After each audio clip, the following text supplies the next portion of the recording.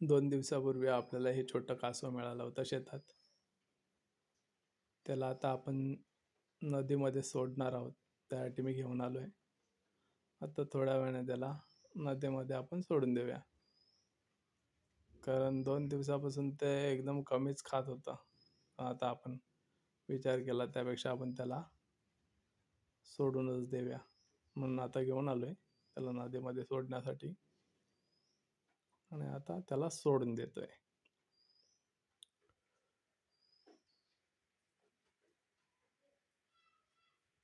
हे बघा, आता आपण पाण्यामध्ये त्याला सोडलं.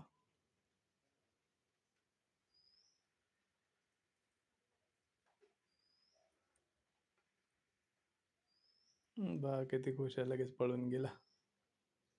चला, तो हॅपी तर आपण हॅपी. Thank you.